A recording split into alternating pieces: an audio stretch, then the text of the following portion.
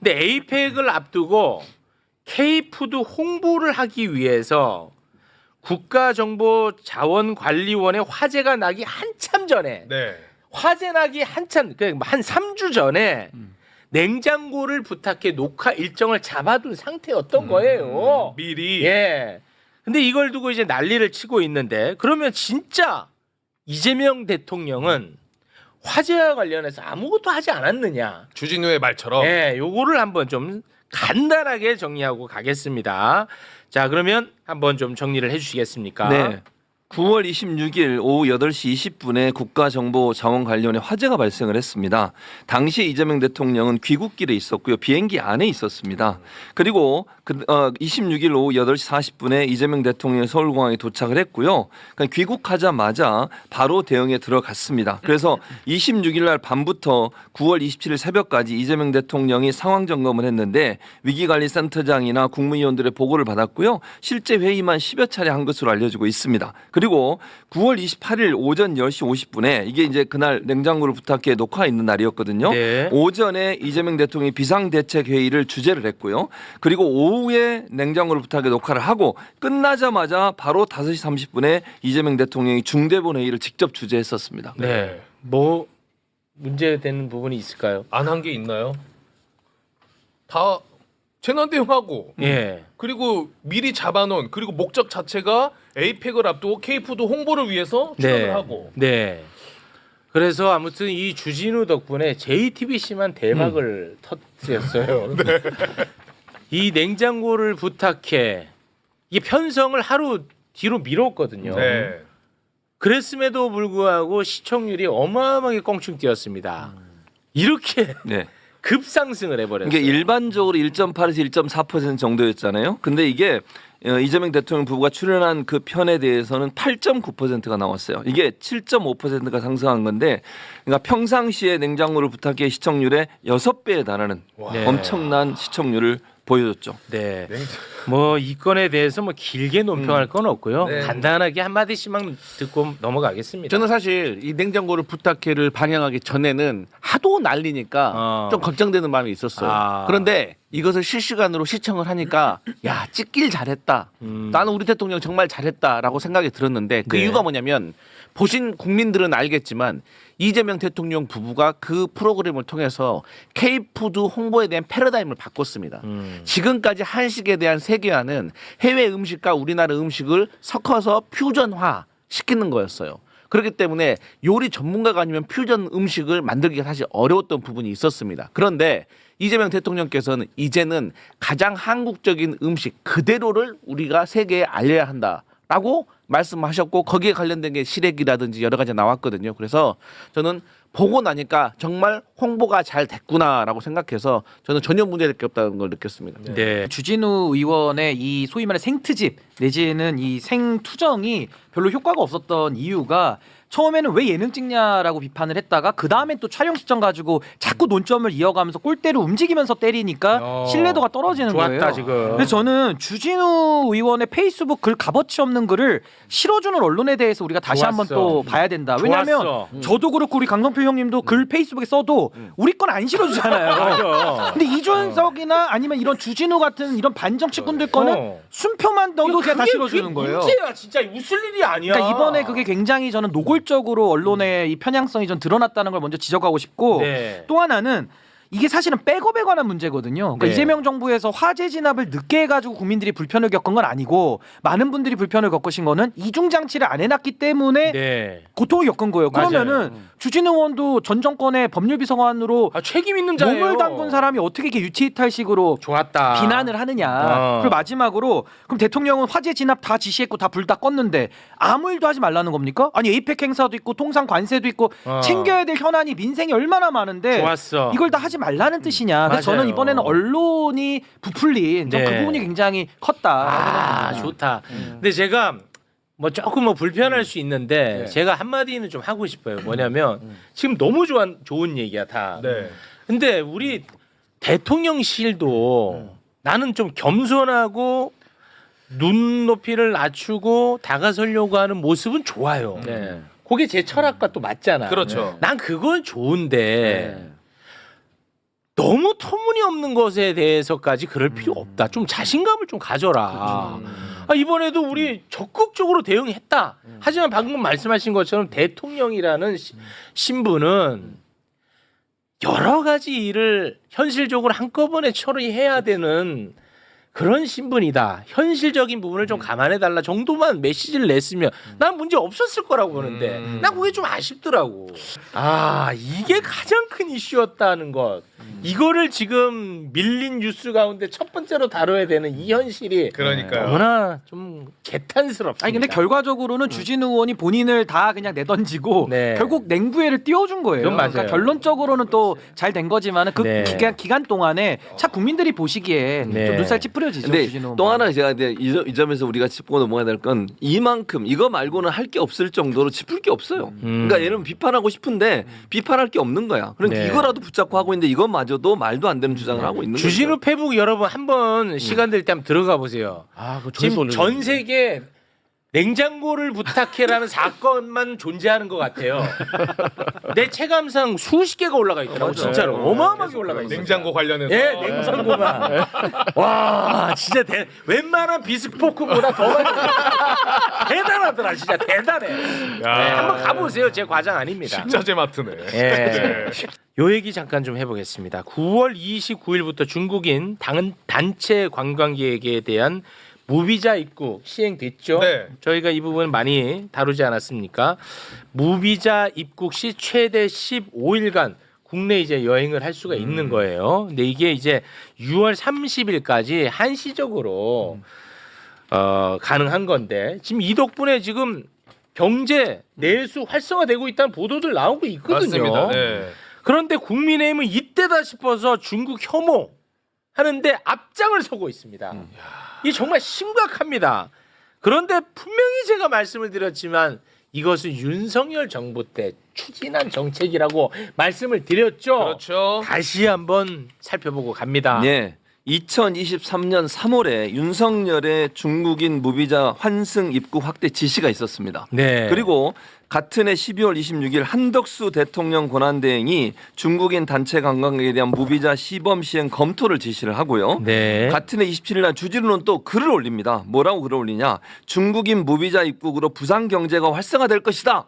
이렇게 얘기했던 인간이에요. 그렇습니다. 그리고 2025년 3월에 최상목 당시 권한대행이 중국인 관광객 비자 면제를 3분기에 시행하겠다고 발표했고 이 발표로 시행이 된 거예요. 네. 여기 좀 잘못된 게 하나 있는데 어디 2024년 3월입니다. 2024년 3월. 네. 자, 주진우에 잠깐 주목하겠습니다. 저 때 아주 난리 났거든요. 와, 우리 부산 이제 살아납니다. 너무 행복합니다. 우리 부산 이제 살아납니다. 주진우 내가 해냈습니다. 해냈습니다, 여러분. 드디어 해냈습니다. 부산 일어나입시다. 난리 쳤지. 네. 불과 얼마 전이야. 자기 장사한 거죠 또. 예. 예. 그런데 지금 주진우 뭐라고 이야기를 하고 있습니까? 불법 체류, 간첩, 범죄, 무질서에 대한 확실한 대비책 없이는 중국인 전면 무비자 정책은 즉시 철회돼야 된다. 자기가 해냈다. 야, 그리고요. 그리고 나는 야. 윤석열 정부가 추진한 크루즈 한정 시범 사업에 대한 기존 찬성 입장도 철회한다. 국민 안전이 우선이다. 이렇게 올렸습니다. 아니 이런 사람 이거 어떡할 거야 진짜. 우리 대한민국을 위해서 아무런 도움이 안 돼 진짜. 너무 뻔뻔한 거 너무 아니야? 심해. 아니 국가 경제를 살리기 위해서 하는 거잖아요. 자기들이 그러고 추진했던 거예요.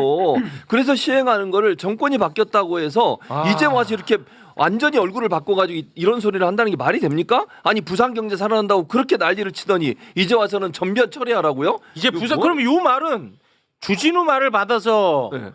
말씀을 드리면 해석을 하면 제발 이제는 부산 경제 좀 망가뜨립시다. 그런 논리가 맞지. 그런 논리잖아. 그런 논리가 돼버리는 거예요. 그렇지. 그러니까 법안을 본인들이 만들고 환습 있고 확대할 때 본인 말처럼 불법 체류, 간첩 범죄, 무질서에 대해서 대비를 다 하고 이런 정책을 추진하는 거 아니겠습니까? 근데 뭐 이제 와서 정부 바뀌니까 뭐 우리 정부 때 중국인 들어와서 경제 조금 살아나는 것이 배 아파서 이런 건가?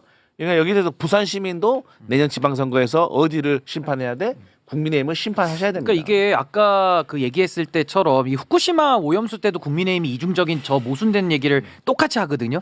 근데 지금 이 장동혁이 아까 역사를 가지고 정치적 이익으로 썼는데 주진우는 역사도 이용하고 또 외교 안보까지도 자기 정치적 이익을 위해서 또 이용하고 있는 거예요. 그렇습니다. 그러니까 결국에는 부산 시민들 앞에 표가 필요할 때는 작년처럼 얘기하고 또 올해는 딴 얘기하잖아요. 그러니까 저는 이게 아까 장동혁 대표는 그 극우 표몰이를 한다고 하셨는데 지금 주진우는 방탄 표몰이를 하고 있는 것이다. 이런 네. 발언들을 통해서 본인의 최혜병 특검이나 김건희 특검에 대한 수사를 막고자 지금 저렇게 하는 것이 정말 저는 괘씸하다라는 생각이 듭니다. 네. 중국인들 중에 문제가 많은 사람들이 있죠. 그리고 중국인 싫어할 수 있어. 그렇죠. 그런데 이런 식으로 혐오하면 안 되고요. 그리고 마치 중국인은 곧 범죄자라고 하는 프레임을 정치인이 나서서 이렇게 조장하면 안 됩니다. 사실관계도 틀렸고 그때도 제가 말씀드렸지만 2023년 기준으로 내국인의 범죄율 2.36%고 중국인의 범죄율이 1.65%로 중국인의 범죄율이 더 낮아요. 근데 이렇게 했더니 또 댓글에 엄청나게 많은 사람이 당연히 우리나라 사람이 많으니까 그렇지 않은데 이거 비율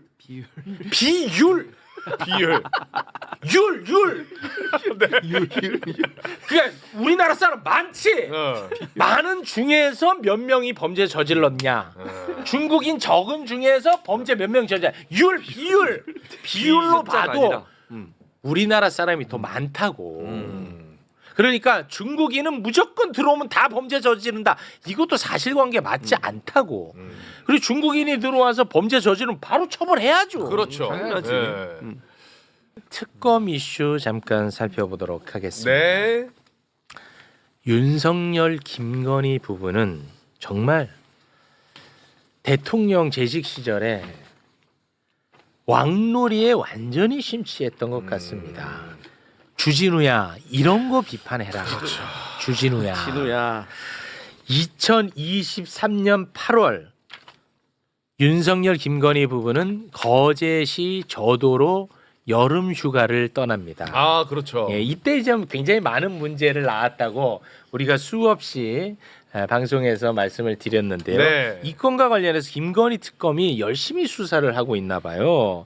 일단은 그 해군 함정에서 술 파티 벌였죠. 네, 그 술 의혹 파티. 있죠. 네. 그리고 김건희가 저 생선은 작살로 찍어 조져야 피가 출출 넘쳐가지고 피를 쭉 빼서 맛있는데라고 네. 하자 김성훈 차장이 아유 그럼 제가 한번 해보겠습니다. 로맨티스트. 네, 이렇게 콕 찍었고 예. 이런 이제 이벤트가 있었다라는 거 저희가 수차례 전달을 해드렸었는데요. 거기서 멈춘 게 아니었습니다. 김건희, 윤석열 부부가 다금바리 한번 좀 먹어볼까? 다금바리? 다금바리 그럼 근처 횟집 다금바리. 가서 떠오면 되죠. 그냥 아유, 산지에서 갖고 와야지. 산지 다금바리. 여기도 바닷가인데. 야! 제주. 제주. 제주 산다. 지금 당장. 그래서 예. 진짜. 경호처가 제주로 가죠. 네, 갑니다. 갑니다. 더 황당한 거 뭔지 아세요? 거기서 그래서 다금바리 회를 떠가지고 공항으로 옵니다. 이게 제주에서 김해공항으로 와요. 비행기를 타고 그 회를 그거 윤석열이 먹이려고 아니 나 진짜 어처구니 제주도에서 회를 떠서 김해공항 와서 김해공항에서 차로 이동해서 해군 배를 타고 해군 함정을 이용해서 저도로 들어간 거예요. 그러니까 이게 지금 한 사람 입에 그 다금바리 집어넣으려고 이게 뭐 하는 짓입니까 대체? 있을 수 있는 일이에요 이게 지금? 배달의 함정.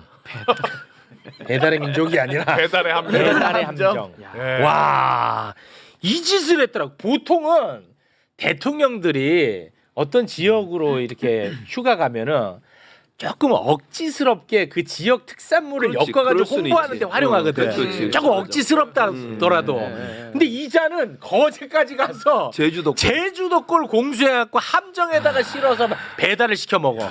이 제정신입니까 이거? 참 느끼는 게 뭐냐면 이게 윤석열, 김건희가 아무리 작살로 그 먹고 싶다 그래도 다금바리를 공수해 올 때는 경호처가 동원이 됐고 네. 또 해군 함정이면은 해군이 이걸 알고 있을 거 아니에요. 맞습니다. 근데 이자들이 다 동원이 돼가지고 침묵을 하다 보니까 이 간땡이가 부어서 이게 또 나중에는 뭐 종묘 차담회도 하고 국가 자산을 다 본인들을 위해서 쓰는 아주 그 간이 배 밖에 나오는 지경까지 온 거 아니겠습니까? 그다 이제 내란까지 온 거기 때문에 아 정말 너무 분노스럽고 진짜 분노야. 이렇게까지 국가 자산 특히나 안보 자산까지 사유화해서 썼다는 것은 용서받을 수 없는 대역죄다. 저 그렇게 봅니다. 그 비행기에다가 가지고 올 때 그 민간 여객기에다가 그냥 실어가지고 왔을까요? 그렇다고 뭐 캐리어 있는 데다가 짐칸에다 넣지도 않았을 거고. 뭐 아이스박스에 했겠죠. 아, 아이스박스에다 해가지고. 진짜 근데 심각해 심각해. 아니 나라 지키겠다는 거룩한 마음으로 사실 그 해군에 자괴감, 입대해서 그 자괴감 생각해줘야 나라 돼. 지키고 해군 함정에서 외롭지만 진짜 아. 나라를 지키는 그런 군인들이 있을 것이고 그렇지. 또 경호처 직원들도 어렵게 무술 연마하고 노력해가지고 경호처 들어가서 대한민국에 대해 이 평생을 일하고 있는 이 대통령을 내가 지키겠다라는 마음으로 갔는데 갑자기 다금바리 회떠오라고 하고 아. 그 배달하라고 하면 그 군인들의 마음, 경호처 직원들의 마음, 그거 어떻게 누가 보상할 맞아. 겁니까? 그